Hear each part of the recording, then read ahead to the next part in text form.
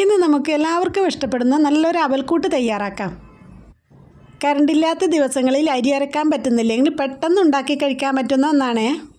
അതിനായി ഒരു പാൻ എടുത്ത് അതിലോട്ട് കുറച്ച് കടുകിട്ട് അത് പൊട്ടിയതിന് ശേഷം പരിപ്പും ഉഴുന്നും ഇട്ട് കുറച്ച് ജീരകവും ഇട്ട് ഒന്ന് വഴറ്റി കളർ മാറിയതിന് ശേഷം ഇതിലോട്ട് കട്ട് ചെയ്ത് വെച്ച സവാളയും പച്ചമുളകും ക്യാരറ്റും ഇട്ട് നന്നായി വഴറ്റി കൊടുക്കണം.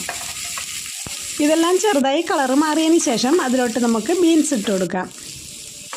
ബീൻസ് ലാസ്റ്റ് ഇട്ടത് അത് കുറച്ച് മൊരിഞ്ഞ് നിൽക്കാൻ വേണ്ടിയാണ്.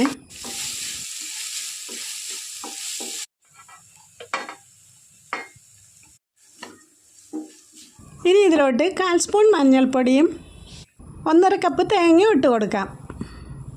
ആവശ്യത്തിന് ഉപ്പിട്ട് നന്നായി ഇളക്കി കൊടുക്കണം. ഉപ്പ് കുറച്ച് കടന്ന് നിൽക്കുന്ന രീതിയിൽ വേണം ഇട്ട് കൊടുക്കാൻ. അവൽ കൂടി ഇടുമ്പോൾ അതിന് പിടിക്കാൻ വേണ്ടിയാണ് ഇങ്ങനെ ചെയ്യുന്നത്. ഇനി ഇതിലോട്ട് കുറച്ച് മല്ലിച്ചപ്പ് ഇട്ട് കൊടുക്കാവുന്നതാണ്. ഇനി ഒരു 5 മിനിറ്റ് നേരം മൂടി വെക്കണം. അതിലുള്ള വെജിറ്റബിൾസ് എല്ലാം വേവാൻ വേണ്ടിയാണ് ഇങ്ങനെ ചെയ്യുന്നത്.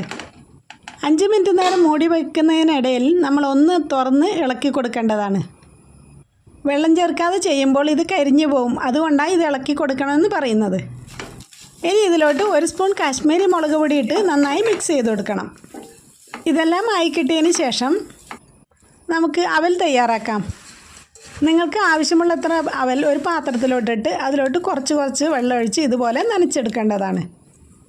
നനച്ച് ഇതുപോലെ ആയി കിട്ടിയതിന് ശേഷം നമ്മൾ നേരത്തെ ചെയ്ത് വെച്ച മിക്സിലോട്ടിട്ട് നന്നായി ഇളക്കി യോജിപ്പിച്ച് കൊടുക്കണം. അങ്ങനെ നമ്മുടെ അവൽക്കൂട്ട് റെഡിയായി കിട്ടി.